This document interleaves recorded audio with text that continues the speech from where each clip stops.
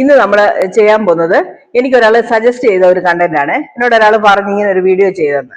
അതെന്താന്ന് ചോദിച്ചാൽ കണ്ണിന്റെ താഴത്തെ ഈ കറുപ്പ്, കണ്ണിന്റെ താഴെ ഇങ്ങനെ നീര് വെക്കുക, കണ്ണിന്റെ താഴെ ഇങ്ങനെ സ്വെല്ലിങ് പോലെ ഇരിക്കുക, തടിപ്പ്, ഇങ്ങനെയുള്ള ചില കണ്ണിന്റെ മേൽ പോള ചുരുങ്ങി പോവുക, അതായത് കണ്ണകത്തോട്ട് പോയ പോലെ, കണ്ണ് നമുക്ക് ഉള്ളിലോട്ട് കുഴിഞ്ഞ പോലെ തോന്നുക, അങ്ങനെയുള്ള കുറെ പ്രശ്നങ്ങളുണ്ട്. അത് പല അസുഖങ്ങൾ കൊണ്ട് വരാം. പക്ഷെങ്കിൽ അതിന് നമ്മളെ കൊണ്ട് ചെയ്യാവുന്ന ഹോം റെമഡീസും ഒന്ന് രണ്ട് എക്സസൈസും ഒക്കെ ഞാൻ പറഞ്ഞുതരാമെന്ന് വിചാരിക്കും കേട്ടോ. പലത് ഡോക്ടേഴ്സ് പറയേണ്ടത്, നമ്മൾ ബ്യൂട്ടീഷ്യൻ എന്ന നിലയിൽ നമ്മൾ ക്ലയന്റിന് ചെയ്യുന്ന നമ്മൾ പഠിച്ച എക്സസൈസും ഒക്കെ ഞാൻ ഇന്ന് പറഞ്ഞുതരാം.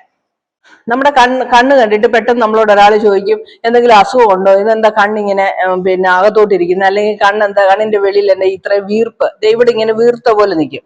വീർപ്പ് എന്താന്നൊക്കെ മറ്റുള്ളവർ നമ്മളെ കാണുമ്പോൾ നമ്മളോട് ചോദിക്കുന്നത് പോലെ ചിലർക്ക് വീർപ്പൊക്കെ ഉണ്ടാവും ഇവിടൊക്കെ. അങ്ങനെയുള്ളപ്പം നമ്മുടെ കണ്ണ് ചെറുതായതുപോലെ തോന്നും, ഒത്തിരി അങ്ങ് കുഞ്ഞു കണ്ണായതുപോലെയും തോന്നും.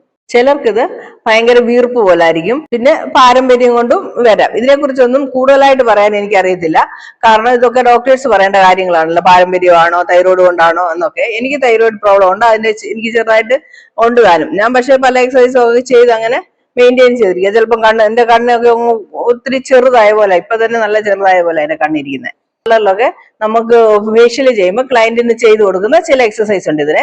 അതെന്തൊക്കെയാണെന്ന് ഞാൻ പറഞ്ഞുതരാം. പാർലർ